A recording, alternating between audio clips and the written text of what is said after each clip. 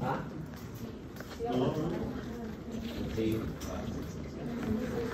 ¿Sí?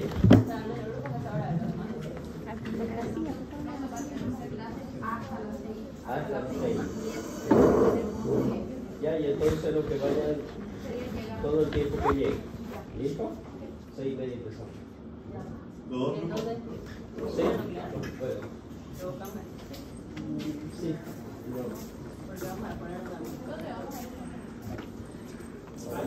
En la sala. En la sala de negro.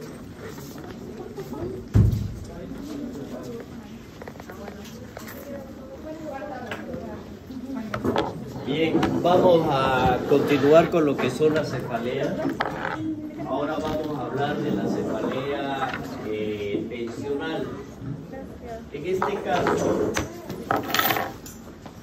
este caso, habíamos dicho nosotros, ya habíamos hecho un avance de ello, pero las imágenes de acuerdo a la localización, en este caso es bilateral. Las otras que habíamos visto eran unilaterales, pero aquí la intensidad va de leve a moderada, pero es de tipo opresivo, no es pulsátil y no tiene ninguna otra característica que sea asociada a la misma. Por lo tanto, aquí, ¿cómo lo define el paciente? Eso es lo más interesante. Dice el paciente, es como si me apretara la cabeza, como si yo tuviera una presión, dice algunas veces, como si yo tuviera una piedra en mi cabeza y me estuvieran apretando. Eso es lo que refiere el paciente, ya como una banda, como algo que le esté presionando, ya el paciente aquí y los factores que él cree o lo que se ha logrado identificar que precipiten esto, lo más habitual es el estrés. Ya, al igual como hemos visto nosotros en la migraña o los otros tipos de dolores de cabeza, de los cuales se ve y se analiza cada uno de ellos. Si nosotros vemos, de acuerdo a los criterios diagnósticos y la clasificación que ya habíamos hablado, de acuerdo a la sociedad específica, dice, tenemos un grupo que son episódicos infrecuentes. Es decir, aquí la cefalea tensional dura menos de un día al mes o menos de 12 al año. Estamos presentando que sería prácticamente una mensual, prácticamente. Y la otra que sería la episódica frecuente, en este caso de 1 a 15 días al mes durante 3 meses seguidos. Tiene el paciente inclusive hasta 15 episodios en un día durante 3 meses. Imagínense, eso es para decir frecuente. La crónica son los episodios aquí durante más de 15 días al mes por espacio de más de 3 meses. Es decir, duran 15 días el dolor de cabeza en el mes y le da un espacio de 3 meses. A eso se está refiriendo. Y de forma crónica. Entonces, son dolores incapacitantes, es decir, son patologías totalmente incapacitantes. Y para poderlo clasificar de acuerdo a los criterios, al menos debe registrarse, dice, 10 episodios. La cefalea debe prolongarse de 30 minutos a 7 días y la cefalea debe tener al menos 2 de las siguientes características: ser opresiva o tirante, no pulsátil; ser intensiva a leve a moderada, como habíamos dicho; de localización bilateral y no se agrava con una actividad que vaya a realizar habitualmente. 2 de las siguientes: sin náusea ni vómito, como las otras, porque dice que no se asocia a ninguna otra característica, ¿no es verdad? En este caso tampoco. Fotofobia o sonofobia, no más de uno. Y no atribuible a otro trastorno, porque eso ya son otro tipo de patología. Como dijimos, también son las causas más frecuentes de la consulta neurológica. Da un gran impacto social y socioeconómico. Imagínense, todo el tiempo dolorido de la cabeza. Entonces el paciente no hace nada, ¿no? Entonces, ¿qué es lo que va a pasar entonces con este paciente? Prácticamente va a ser aislado, porque él no va a dejar realizar ningún tipo de actividad. Eso le da gasto a él o a la empresa donde esté o a la institución donde esté. Entonces por eso es los impactos socioeconómicos que suceden y por eso la importancia de que nosotros podamos realizar el tratamiento y el diagnóstico lo más antes posible. Por lo tanto, para esto nosotros, para dar el tratamiento, tenemos que tomar en cuenta la frecuencia, la intensidad, el diagnóstico diferencial y la sobreposición con otros tipos de cefalea. El tratamiento, aquí se aconsejan de acuerdo a algunos defectos que pueda presentar los AINE, que son los más utilizados dentro de eso y que se lo utilizan como pauta para la migraña. El tratamiento sintomático que se debe dar son más de 8 días al mes y debemos recomendar realizar un tratamiento preventivo. Es decir, nuestro paciente que está siendo sometido a que está con esta patología, está siendo sometido a una especie de estrés ya corporal de forma directa que le va a dar signos, sintomatología. Por lo tanto, eso lo lleva a una depresión al paciente, seguro que sí. Por lo tanto, aquí tenemos que utilizar nuestro antidepresivo como tratamiento preventivo. Podemos asociarlo a una benzodiazepina, a una aminotriptilina, dependiendo cuál de ellas y cuál de la patología, cuál de los criterios diagnósticos son de acuerdo a la clínica que esté presentando nuestro paciente para utilizar cualquiera de estos. Por lo tanto, el tratamiento sintomático, como los otros, son los analgésicos y cualquiera de ellos, miren ustedes, pueden utilizarlos dentro de ellos. Pero el tratamiento preventivo también nosotros lo vamos a ver de acuerdo a la función, a la frecuencia, a la duración, a la intensidad del dolor. ¿Y cuál ha sido la mejor respuesta al tratamiento sintomático que hemos realizado con nuestro paciente? Entonces, para eso tenemos la primera opción, igualito que las migrañas, los antidepresivos tricíclicos. La segunda opción, los inhibidores selectivos de la recaptación. Lo mismo, el citalopram, este vendría a ser uno de los principales que vamos a utilizar. Sí, de 75 y de 150 me va muy bien. De 75 para iniciar, cada 12 horas lo mantenemos y luego le damos una de 150 durante 2 semanas y luego le suspendemos de 150 y lo dejamos con 75 durante aproximadamente 2 meses. Porque aparte de ellos actúa dentro de esto como antineurítico para los procesos inflamatorios. Entonces me da muy bien. ¿Ya? Entonces, como la segunda opción, si falló el tratamiento, la fluoxetina o otros como el ácido valproico, la gabapentina, la pregabalina, que son los más utilizados. ¿Ya? Dentro de todo esta gama amplia que tenemos de medicamentos, es que nos ha permitido ahora ya poder llegar a cada uno de nuestros pacientes. Esta cefalea diaria persistente de inicio reciente, estos son los que casi dentro de ellos nos van a llegar y tenemos que hacer un diagnóstico diferencial. Pero para eso nosotros tendríamos que tener nuestros criterios para esto y dar la cefalea que dentro de los 3 días de inicio cumple los criterios B y D.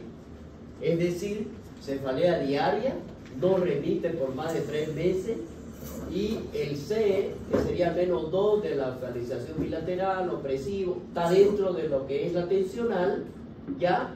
Entonces me dice que tiene que tener el D, ambas de las siguientes, no más de uno, fotofobia, xenofobia o náusea. Aquí, en este caso, si bien puede tener uno de ellos, pero no llega al vómito. Y las náuseas que se vayan a presentar de nuestro paciente no son intensas, no llegan ni a moderadas siquiera. Es decir, tienen algún tipo de manifestación. ¿Esto para qué lo da? Para que no nos confundamos con la migraña. Ojo, eso es lo que me está diciendo aquí. Entonces aquí no debe ser atribuible a otra enfermedad. Por lo tanto, dentro de este cuadro que nosotros vemos, tenemos que hacer el diagnóstico diferencial clásico. Y ese diagnóstico diferencial es con la cefalea tensional. Y vamos a ver aquí. Cuando lleguemos, por favor, se llegan y se sientan calladitos sin hacer ningún tipo de barullo, porque si no, prefiero que no entren.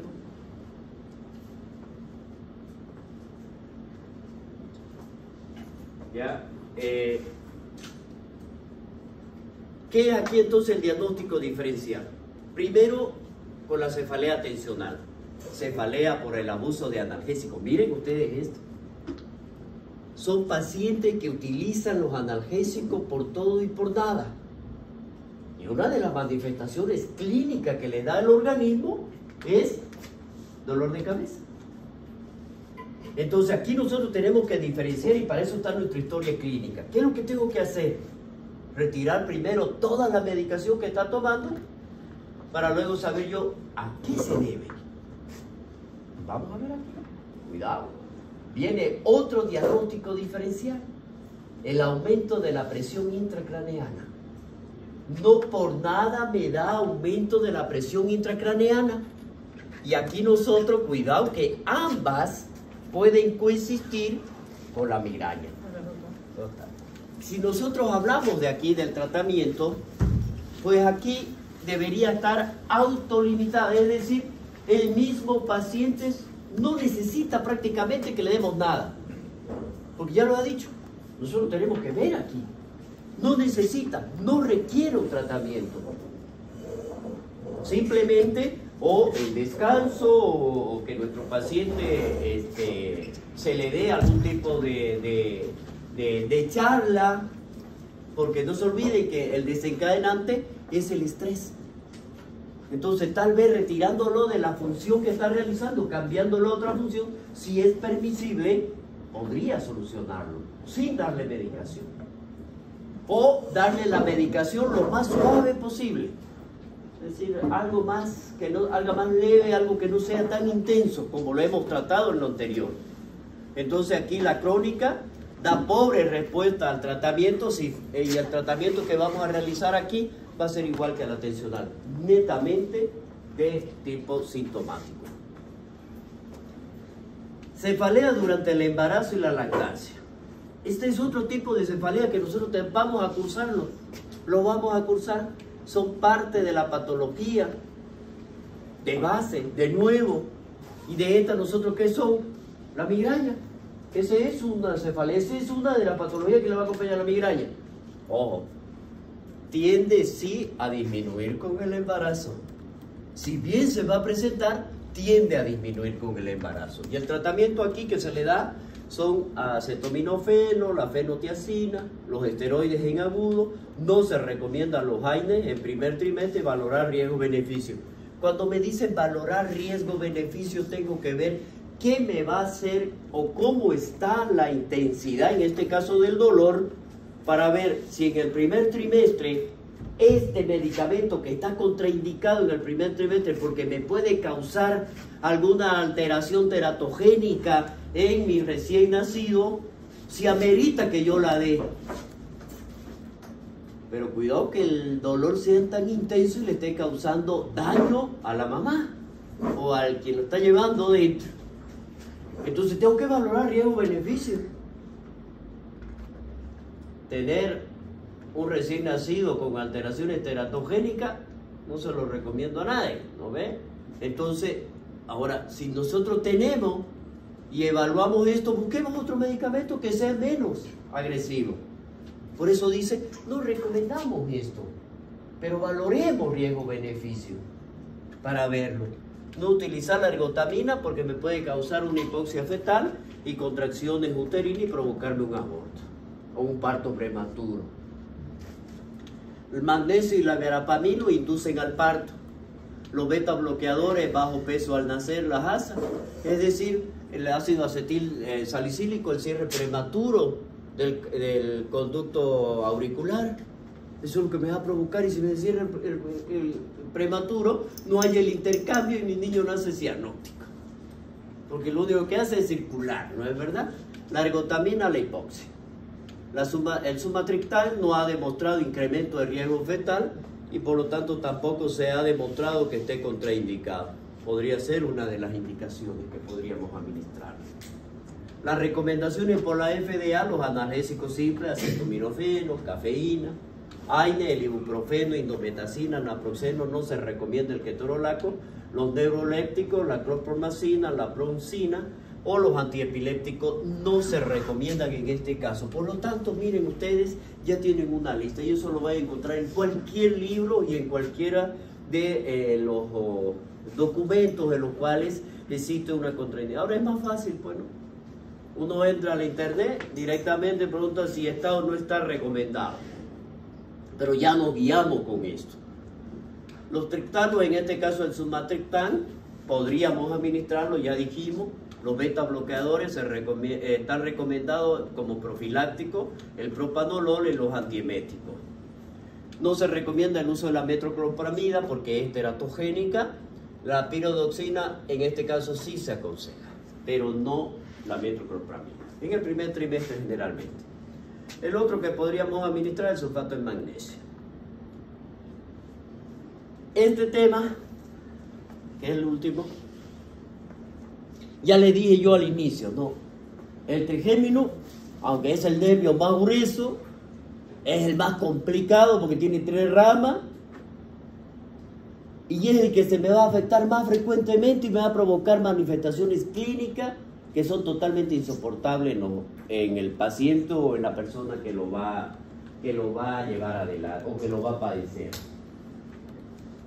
Ya hablamos de la anatomía, ya saben la distribución a dónde van y por lo tanto lo vamos a llamar el tic doloroso. Es probablemente el dolor agudo más intenso, afecta a las regiones de la cara inervada por el trigémino. Ya también vamos a ver aquí, siguiendo de forma característica la distribución, hacia dónde se van. La incidencia es de 3 a 4 veces por cada 100.000 habitantes y se presenta en personas mayores de 50 años. Mayor incidencia en los de 70. Afecta más al lado derecho. Es bilateral, dice, solo en el 6%. Imagínense bilateral. Si solamente cuando es afectado en un solo lado, el paciente no puede ni siquiera sonreír nada, porque le afecta, o porque ni el viento le puede dar a este nivel, imagínense. Entonces imagínense si es bilateral. Yo solo me imagino nada más, porque he visto pacientes unilateral, no he visto ni uno hasta ahorita bilateral, pero sí unilateral, donde hemos tenido que entrar directamente a hacer un bloqueo para poderle dar solución al padecimiento del paciente. No le hacían nada a los medicamentos. ¿Ya? Entonces, miren ustedes, si vemos esto, ya a nosotros ya el diagnóstico que tendríamos que dar, pues sería uno de los más oportunos y lo más rápido que deberíamos realizarlo, porque las complicaciones mayores van a ser peores. ¿Ya? ¿Qué es lo que dice aquí? Son pacientes que algunas veces sufren de esclerosis múltiple, lo presentan en todos al 4%, y las divisiones más involucradas vendrían a ser entre las 3 ramas, la segunda y la tercera. Son las más afectadas, la segunda y la tercera. Cuando es la oftálmica, cuando es la superior, el paciente no puede ni parpadear porque le lanza el dolor. O sea, es tremendo, ¿ya? Ramas hondas del trigémino es un 42%. Miren, si nosotros vemos esto, siempre aquí, como es muy secundaria, en este caso, si hablamos de una neuralgia secundaria, ya hay un daño estructural. Generalmente en este caso ya es macroscópico y que va a comprometer el nervio. Y aquí ya nosotros podríamos hablar de tumores, malformaciones vasculares, inflamaciones, traumatismo o cualquier otra causa dentro de estas, ¿no? Pero también vamos a ver que son pacientes que padecen de este tipo de neuralgia, que son del trigémino por un proceso inflamatorio directamente. Sobre ello, donde a estos pacientes se les ha extirpado un tumor. Es decir, alguna malformación, o ya sea vascular o tumoral que venía y comprimía este nervio.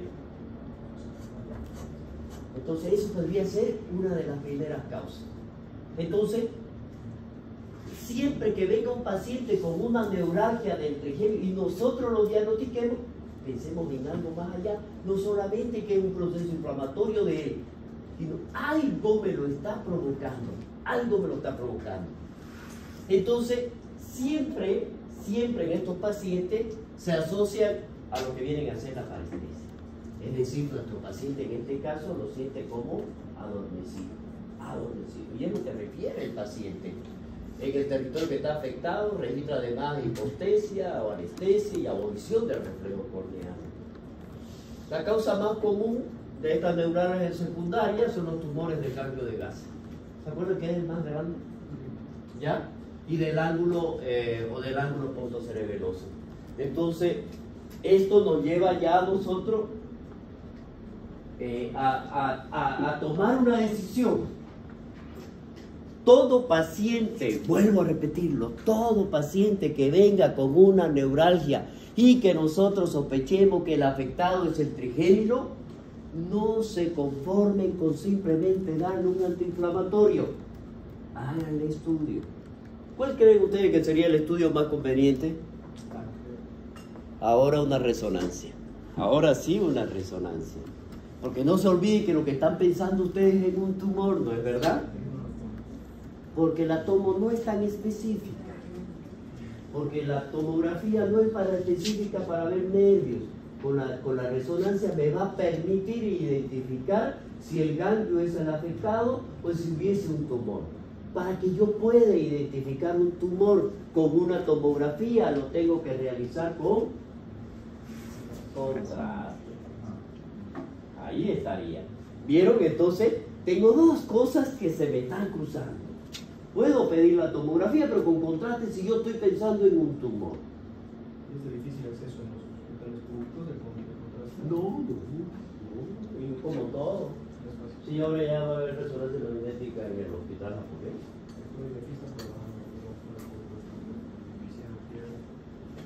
Yo no puedo, de que sí puedo. Yo utilizo el HM-PAO, marcado con tecnesio 99, yo puedo ver la función, pero siendo más específica voy a determinar si existe o no existe la perfusión adecuada a este nivel, pero quien me da anatomía no es medicina nuclear porque yo veo fisiología y fisiopatología. Es decir, ¿está funcionando bien o está funcionando bien?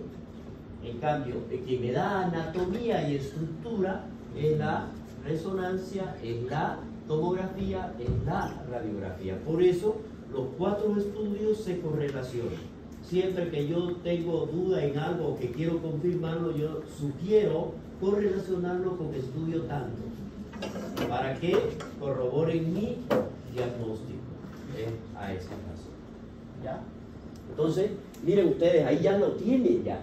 Entonces siempre tendríamos que sospechar.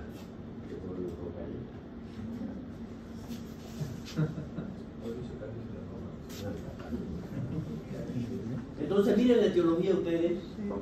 Aquí nosotros tenemos que diferenciarla, tenemos que verla, diferenciarla de las causas periféricas y centrales. Vamos a ver uno, ¿no? Se ha relacionado una de ellas con la irritación de las partes periféricas del nervio trigémino causada por un vaso.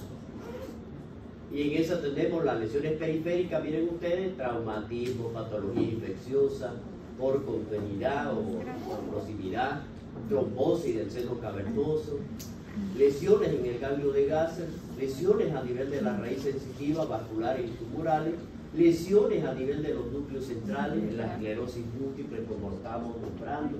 Es decir, la etiología, muchísimo. ¿Cuál sería la clínica? En la neuralgia del trigémino afectan las regiones, va a depender de la rama, bueno, es decir, de qué rama es la que está afectada, para que yo tenga las manifestaciones clínicas, entonces va a estar relacionada con ella. La región oral auricular del estímulo habitualmente son motores, masticar, hablar, sonreír, con menos frecuencia los ataques se originan por estimulación sensitiva cutánea, o sobre dientes y mucosa labial, líquido frío o caliente. Bueno, eso es lo que le describe la teoría. Cuando uno lo ve al paciente, es totalmente diferente. E inclusive cuando uno intenta hacerle el estímulo con la torunda de algodón, al paciente le duele. Entonces todo eso tendríamos que ver nosotros. Entonces el diagnóstico, ¿en qué nos vamos a basar? Lo primero, como les he dicho yo, en neurología, el 95% del diagnóstico es la historia clínica. Por lo tanto, la anamnesis. Eso tiene que ser la primera pauta para que nosotros podamos tener un diagnóstico. Localización del dolor, el momento, el comienzo, qué lo desencadenó, cuáles son los intervalos libres del dolor, medicación que haya tomado y hacemos una exploración física. Sensitiva facial, reflejo corneal, evaluación de los músculos masticadores. El tratamiento aquí. El tratamiento es sintomático. Porque lo que al paciente lo está matando es el dolor. No lo deja ni alimentarse, no lo deja hacer nada, ni tomar agua muchas veces. Entonces damos la carbamazepina, podemos dar el bacoflén o el clonazepam, fenitoína, gabapentina. Miren ustedes, toditos, cada una de ellas. El tratamiento va dirigido al estado psíquico de nuestro paciente y tratamiento como neuríticos. Esto es lo que está haciendo. La motrigina igual, amitriptilina, topiramato. Seccionalmente llegamos al tratamiento quirúrgico. ¿Cuándo? Cuando hemos diagnosticado que la causa principal es un tumor o es un proceso que por proximidad me está provocando la irritación del nervio. Una malformación vascular, por ejemplo, de este nivel y que me esté comprimiendo el nervio.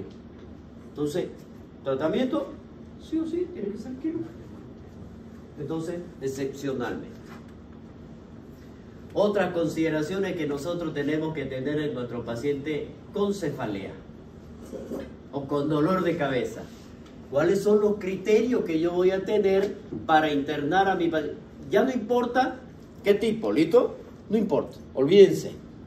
Ahora, los criterios que nosotros como médicos tenemos que tener para internar a nuestro paciente con un dolor de cabeza común y corriente. ¿No? Estatus migrañoso. Ya dijimos que era el estatus migrañoso. Dentro de ello, uno de los principales. El estatus migrañoso es el inicio, la crisis de dolor. Y uno de ellos era el infarto, que nosotros sospechemos de un infarto migrañoso. Y si nosotros sospechamos de un infarto migrañoso, ¿qué era? ¿Qué estaba pasando a nivel del cerebro? Un infarto cerebral. Un ACV provocado por una obstrucción de un vaso, podría ser un trombo, y que me llevó a la necrosis. Migraña con aura prolongada, más de 60 minutos. Cefalea crónica diaria por abuso de fármacos que no respondieron a los protocolos de tratamiento ambulatorio y sospecha de cefalea secundaria o sintomático. No se olviden de la cefalea secundaria, nunca de eso.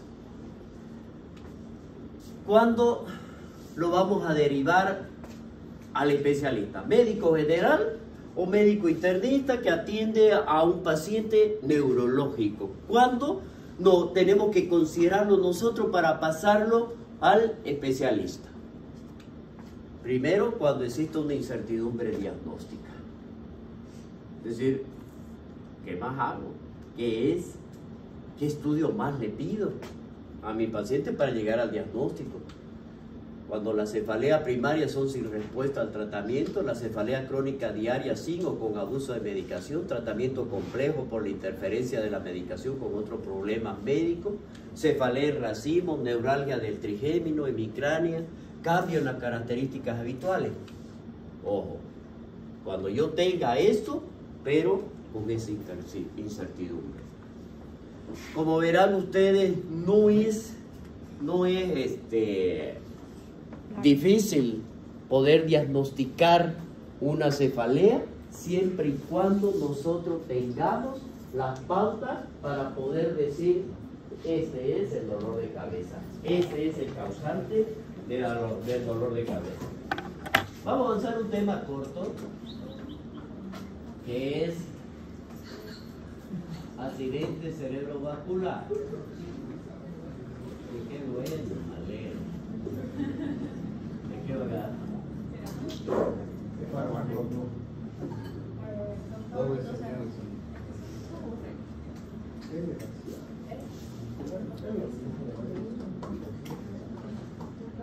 Pero no es lo mismo caso que ustedes llevaron ya eso en fármaco. Puede creer que son las mismas de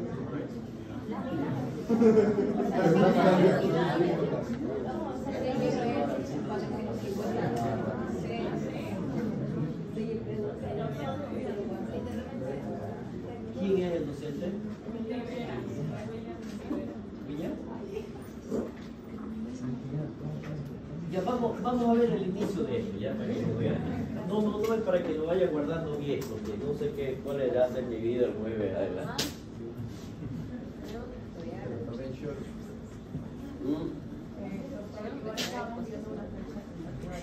Sí, porque ya estamos en el 5, ¿no?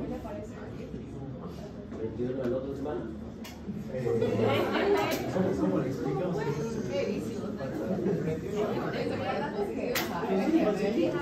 No, doctor, no. ¿Pero acaso no han venido a clase? A media, ¿por qué? ¿Ah? En mi cuerpo venimos. Ya. A ver, vamos a hablar de accidente cerebrovascular. También se lo conoce con el nombre de ACV, que así ustedes lo van a tener. Y cuando hablamos de un ACV, un accidente cerebrovascular, este puede ser de dos causas. Este puede ser isquémico, porque vino y obstruyó un coágulo, o hay una estenosis por una vasoconstricción de un vaso. Por lo tanto, no me deja pasar sangre a esa área que le corresponde su irrigación al cerebro. Eso se llamará isquemia, pero si pasa el tiempo se va a transformar en necrosis. Y ahí ya viene lo que hemos visto nosotros, las manifestaciones de infarto. ¿Ya? La otra es que ese vaso se abra, se rompa y la sangre pase al espacio intraparenquimatoso, al parénquima. Y ahí nosotros vamos a ver, puede ser en el parénquima cerebral, intracerebral, o puede ser extra, que va a estar en el espacio subarácnido. Puede estar. Entonces ahí nosotros tenemos que ver este caldo, eso ya lo hacen los radiólogos para el informe, pero nosotros como médicos tenemos que saber, extradural, no, es dural, tenemos que verlo en la imagen que nosotros estamos pidiendo. Y el primer examen que pedimos ante todo paciente con una sospecha de accidente cerebrovascular es tomografía. Ahora sí, tomografía. ¿Ya? Es una tomografía simple, porque aquí lo que tenemos que diagnosticar. ¿Qué es lo primero que queremos diagnosticar? ¿Es isquémico o es hemorrágico? Porque las manifestaciones casi son similares. Cuando nosotros vemos de esto, todo proceso médico, son una de las causas más frecuentes también en nuestro medio, en nuestros hospitales. Se encuentra con una prevalencia y que va en aumento de 600 casos cada 100.000. Aquí, aunque la mortalidad ha ido descendiendo, porque hemos logrado hacer un diagnóstico lo más antes posible, hemos llegado a tener. Pero además de eso, hemos logrado controlar lo que son los factores de riesgo. Ya, es decir, ¿qué es lo que me lo está predisponiendo a este paciente a que tenga un ACV? Y aquí vamos a ver nosotros mejorándole a este paciente que sufrió un accidente cerebrovascular, mejorándole su calidad de vida. con todos los ejercicios y fisioterapias que puedan existir. La incidencia aquí de 200 por cada 100.000 al año va a depender de la edad. Aquí se encuentra más favorecido por el envejecimiento poblacional ante el que no encontramos ahora nosotros. ¿Qué significa? Existen dos etapas de un país. Una etapa generacional vieja y la otra que es la joven. Todos vamos, y la otra que es intermedia, ¿no es verdad? ¿Cuál es la mayor en nuestro medio? La intermedia. ¿A qué camino vamos? A la vejez. Esa es. Ahora, ¿qué es lo que queda? Queda de esta, de la de intermedia a la vejez, dice, está siendo favorecido por este proceso. Pero veamos nosotros y sigamos entendiéndola. Entre los factores de riesgo más importantes tenemos la hipertensión arterial, la cardiopatía, los accidentes isquémicos transitorios previos, claudicación intermitente, la diabetes mellitus, el tabaco, anticoagulantes, tóxicos, drogas. Por eso dice que el ACV se supone en un 50% de los ingresos en los servicios de neurología, siendo esto, según la OMS, la tercera causa de muerte en el mundo, por primera causa de invalidez, la primera causa de invalidez en el adulto.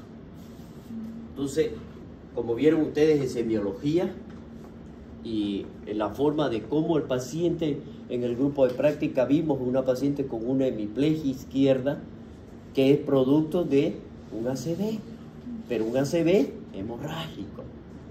Entonces miren ustedes todo esto.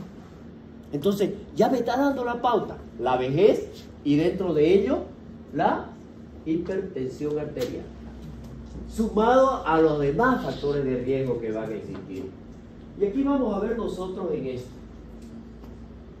¿cómo lo vamos a entender al accidente cerebrovascular? Aquí puede ser isquémico, puede ser hemorrágico, o que vaya a venir a afectar al sistema vascular en el área cerebral. Ya puede que sea transitoria, puede ser permanente. Ojo, ojo, aquí nosotros tenemos que ver los hitos, que son las transitorias. ¿Qué significa? Que el paciente hubo una vasoconstricción o era un coágulo pequeñito que logró pasar esa obstrucción. O puede ser una vasoconstricción y luego relajó y pasó, pero me dio signos, sintomatología. Me dio para que nosotros logremos identificarla. Entonces, esas son las transitorias. Y eso es lo que nosotros tenemos que también tomarla en cuenta. Cuidado que sean permanentes. ¿Ya? En la literatura médica aquí nosotros vamos a encontrar diferentes sinónimos. El golpe o el stroke. ¿Ya? Ictus, que es la afectación aguda, lo más frecuente. Apoplejía, que son las parálisis agudas. El término ACV engloba la isquemia cerebral, la hemorragia intraparenquimatosa y la hemorragia subarachnoidea. Entonces, cuando nosotros hablamos de un ictus, de un ACV, cuando hablamos nosotros de apoplejía, estamos hablando de lo mismo. Estamos hablando de lo mismo. Lo único que tenemos que diferenciar es sangre lo que está ahí, porque ese accidente me rompió una arteria, una vena o un capilar, o es isquemia porque no le está dejando pasar sangre para irrigar a ese sector. Nada. Por lo tanto, aquí nosotros tenemos que verlo. ¿Dónde está?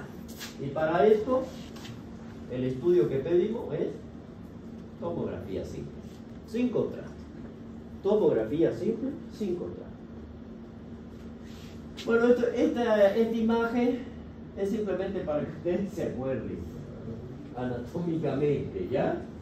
Para que puedan ver cada una de ellas, a dónde va, y la afectación de una, pues sector es el que me va a afectar. Las arterias coloideas, por ejemplo, en este caso el circuito de Will, que va a estar englobando las arterias cerebrales medias, dependiendo de cada una. Por lo tanto, cada uno de esos sectores va a estar, o cada uno de estos segmentos cerebrales va a estar irrigado por una arteria. Y eso me va a dar lugar a la afectación del lugar que vaya a ir a corresponderle. Bueno, esto, de acuerdo a la anatomía que tiene el cerebro, la irrigación que tiene es tan rica que cualquier obstrucción de cualquier ramita, la más pequeña que sea, me va a dar alteración. Cualquiera, me va a dar alteración. Y eso lo vamos a ver nosotros mediante signos y signos. ¿Listo? Solo para que vamos viendo. ¿Cómo lo vamos a clasificar nosotros los ACV? Y esto ya para que se lo guarden ustedes. Primero, isquémico supone el 80% y ya dijimos que su etiología es la obstrucción. El hemorrágico supone el 20% y ya dijimos también que su etiología es la ruptura. Dentro de eso, pues lo tenemos que clasificar a este. Y lo clasificamos en hemorragia intraparenquimatoso y hemorragia subaracnoidea. Esta es una clasificación general dentro del cual nos va a permitir a nosotros estudiarlo de una manera más clara, más concisa, para que ustedes no se confundan. ¿Vamos a quedar? ¿Ya? Para que vayan a leer. Yo a la que